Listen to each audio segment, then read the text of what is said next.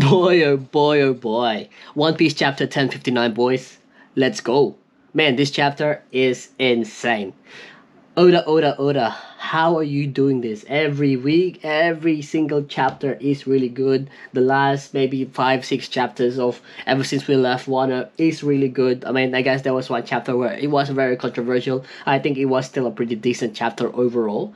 But chapter 1059, let's get into it, boys. I think this overall chapter is a solid one. A lot of similarities from the previous chapter, where there's two perspectives from the first half of the second half of the chapter, and it all also ends in a cliffhanger. But I think what is great in this like the similarities that makes it great is because that it kind of resolves a lot of the plot points, introduces a new one, and then answers some of the questions that we may had from the previous chapters or from the previous plot points that was introduced. So I think that's what makes this chapter really good. Anyway, let's just jump straight into it, guys. So chapter 1059, the Captain Kobe incident. So a little bit of a spoiler there.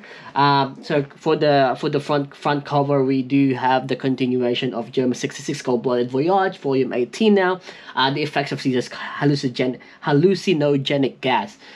So we see here we have Oven and we have Katakuri fighting both each other,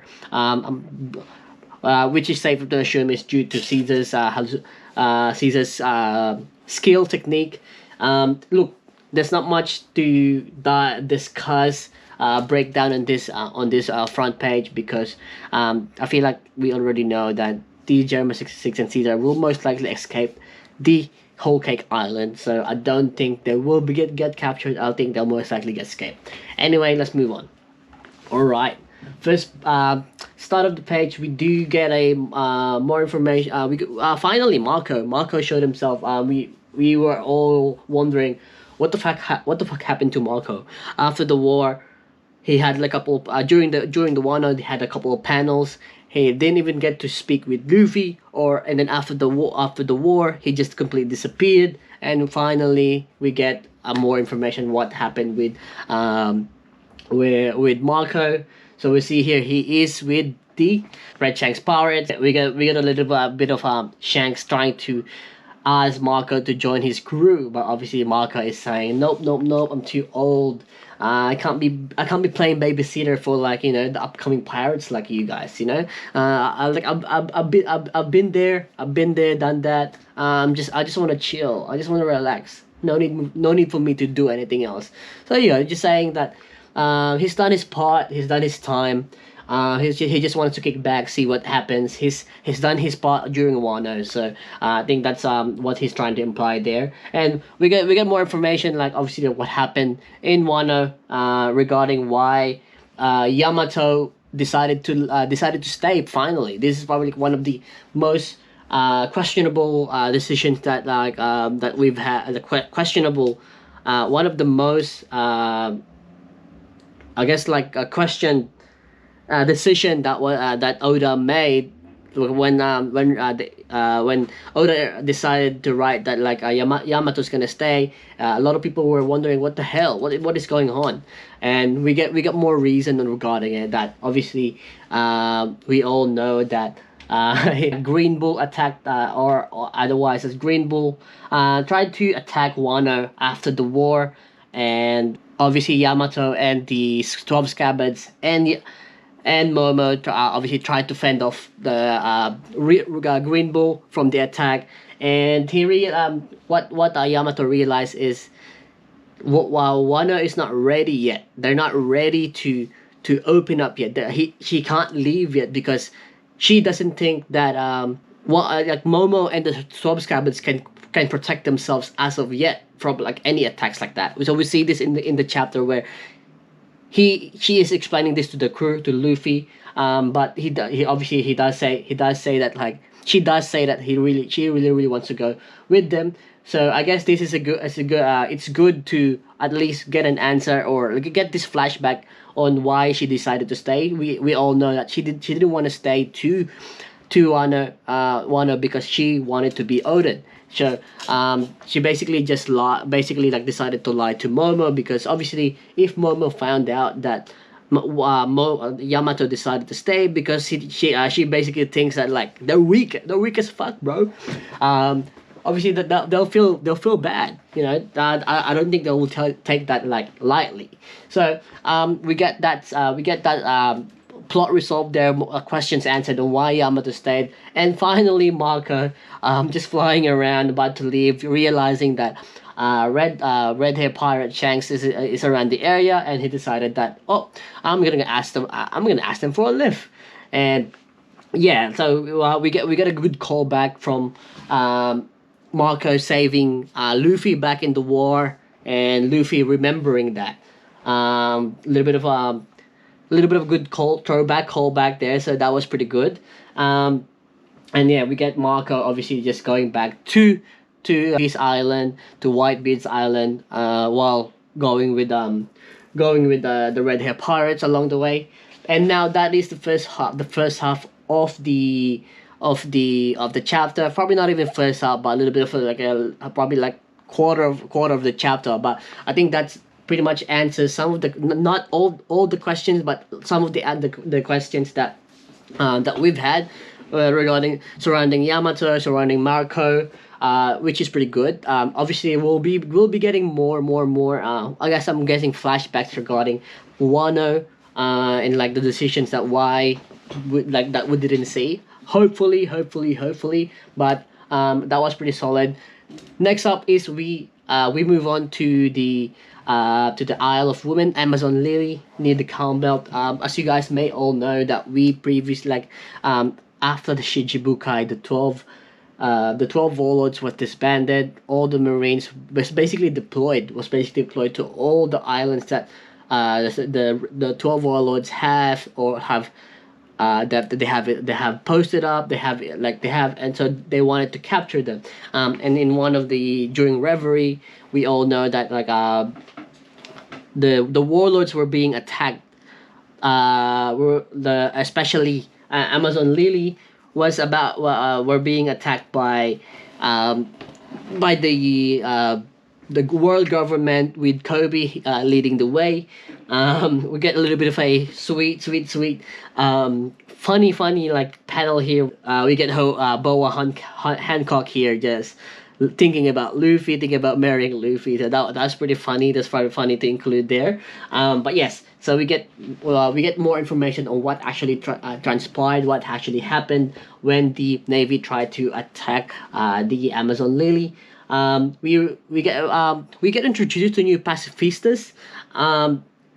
It seems like they are called the Seraphims. So the new pacifistas that Vegapunk made is called Seraphims. So that is interesting. So it seems like they are pacifistas with wings. That's why hence they called Seraphims.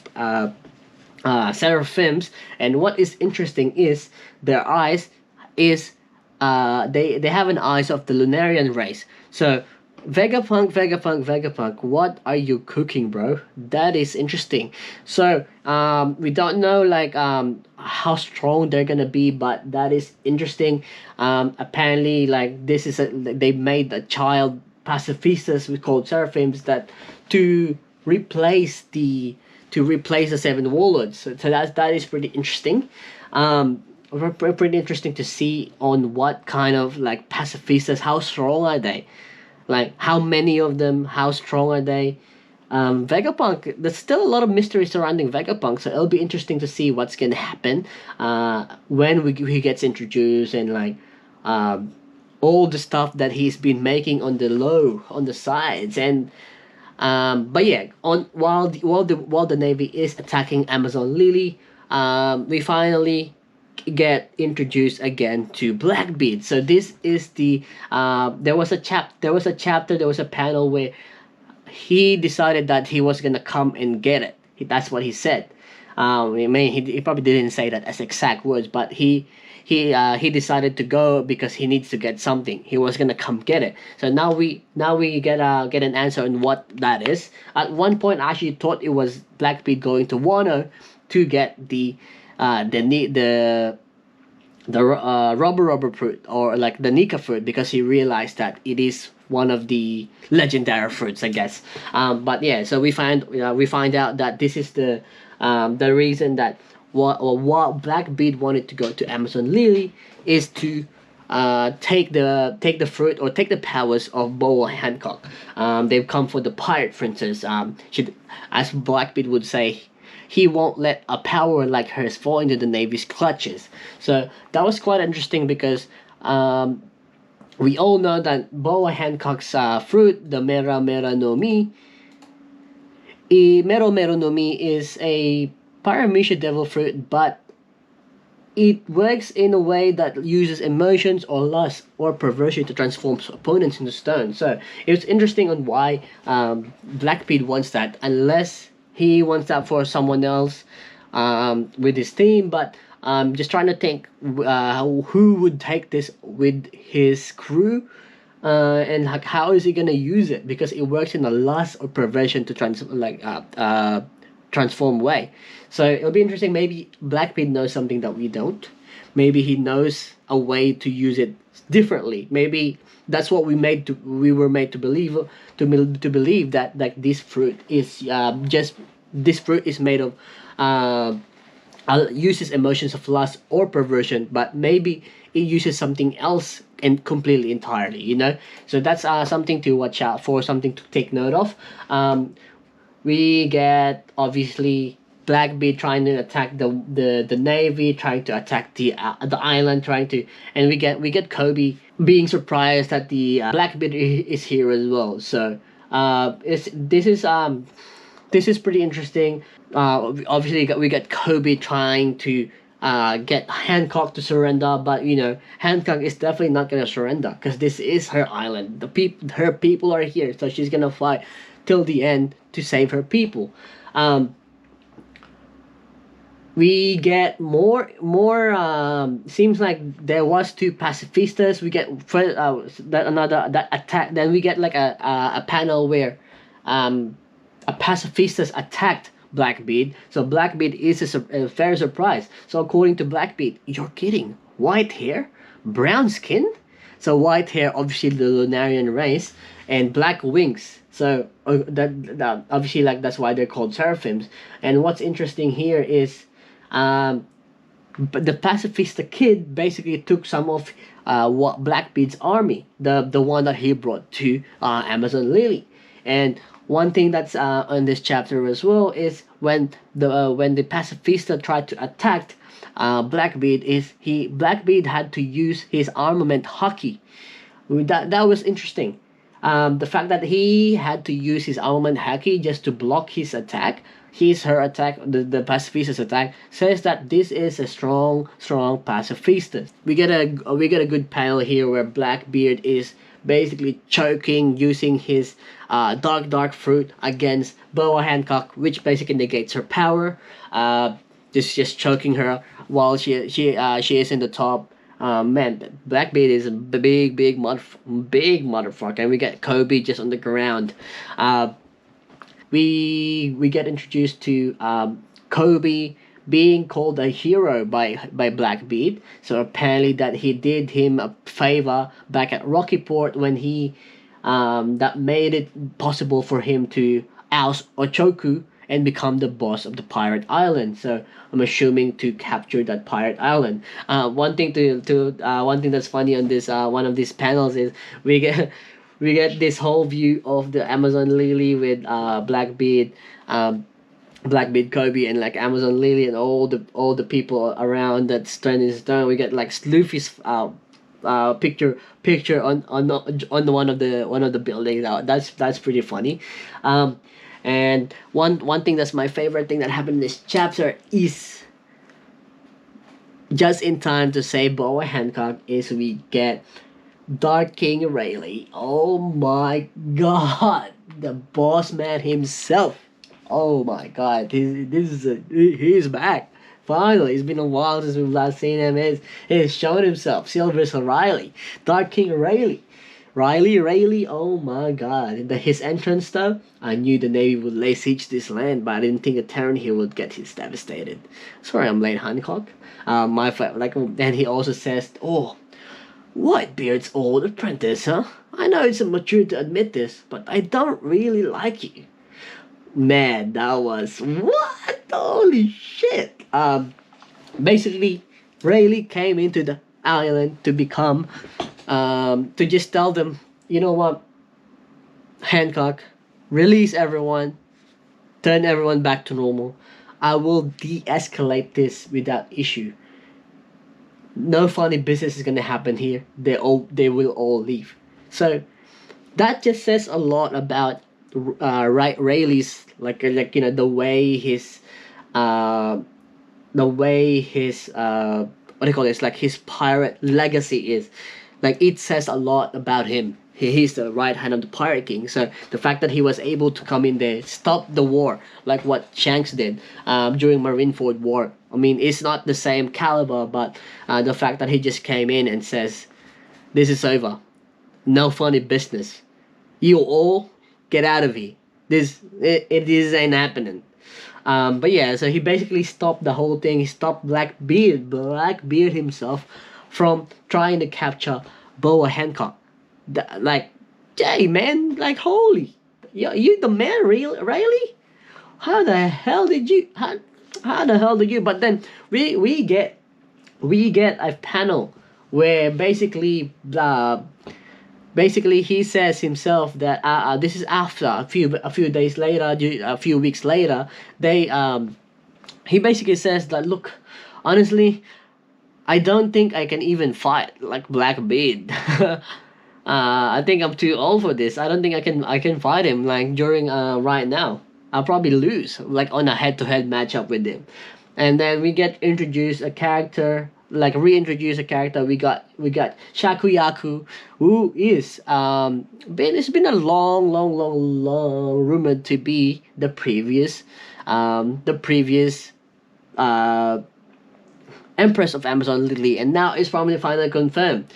Man, right? Rayleigh is the man. He's like, according to Brago, he's subjugated. Subjugated. That word is kind of growing on me, Brago. Like the subjugated. Oh my god. So basically, it's safe to assume that Shakuyaku left the pirate Amazon Lily, so she can be with Rayleigh, to stay with Rayleigh, and some jiggy little Lily. Man, Rayleigh is the man. He's not just strong motherfucker. He's a strong and affable motherfucker too. Crazy. One thing as well is that what's introduced in this chapter, we get more the bounties of Boa Hancock as well as Blackbeard. We all know that obviously, like all the bounties of the previous warlords have been slowly been introduced. Not introduced, but they've been getting new bounties. Like I said, bounty 16.959 billion for Boa Hancock, and we have Marshall D. Teach Blackbeard sitting at 3.996 billion berries. So interesting. They should have just made they should have just made it to 4 billion. I'm not sure why. But yeah, that's interesting. So it also increased his bounties has also increased. That's pretty good. Obviously, like with Luffy increasing his bounty, it just makes sense for Blackbeard to increase his bounty as well. But obviously, we don't know what he did. I'm assuming just because this is more so because of the way his powers, having two devil fruits, all the people that is joining his crew, his fleet. I think that's part of the reason why they've increased his bounty as well. I think they are realizing how much of a difference, how much of a danger he is right now. Like he is a proper Yonko. So I think that's why his bounty is increased, and obviously it just made sense for it to be higher than Luffy. Um, we get at towards the end, we get like this conversation between the two sisters of Boy Hancock, confirming that the one of the pacifistas looked like Boy Hancock when she was a kid. Lunarian eyes, white hair, but that looks like Boa Hancock. So from what we can see here is, what I'm thinking is, what we can assume is Vegapunk cloned the seven warlords, and made them into pacifistas with Lunarian DNA. Jesus, oh my god, this is insane! Vegapunk, what are you doing, bro? What are you doing? And apparently they're strong. So there's a lot of questions surrounding this, surrounding this like new pacifist called the Seraphims, and how strong are they? And I guess that's why they decided to remove the seven warlords, because they're getting replaced by these seraphims, and this new pacifist is probably maybe it's much stronger. Maybe I don't think it's much stronger, but you know what I mean. Um, and then the cliffhanger towards the end is we get the news that Kobe has been abducted by Blackbeard. So we don't know why that is the case, and why he got abducted, because obviously Blackbeard came in there when Rayleigh came in. He said like, yeah, this is over. So did that mean that Blackbeard double backed, and before leaving the island, or while leaving the island, he decided to attack Kobe. He decided to attack the Navy and try to capture Kobe. But yeah, it's really crazy how he also is called the hero of the Rocky Port incident. So has some very interesting thing there. Like what did he do? That's why he called a hero. Man, Kobe, the real glow up, the biggest glow up in the One Piece world. But yeah, his status is his current status is unknown, and obviously that's where we end the chapter. Man, that was a pretty packed, pretty solid chapter. But I think, like I said, it is a pretty solid chapter in terms of some of the plot points that got resolved, some of the questions that were answered, and we get more information on what currently is happening all around the world. The world of One Piece, and like what's gonna happen, how is this gonna be impacting the future chapters, and the final saga. So that's it for today, guys. Let me know in the comment section what you guys think. Did I miss anything? Did you guys like the chapter? Did you not like the chapter? I'd like to hear your thoughts. Let me leave in the comment section down below. And guys, I keep forgetting to ask, please, if you make it towards the end, please hit the subscribe button. I'll be much appreciated if you do. But for now, that is it for me today. I will catch you guys in the next chapter. And this is for me today. Man, that was a good chapter. I just can't say anything. It's a good chapter. Catch you guys later. Peace out. Peace. Johnny.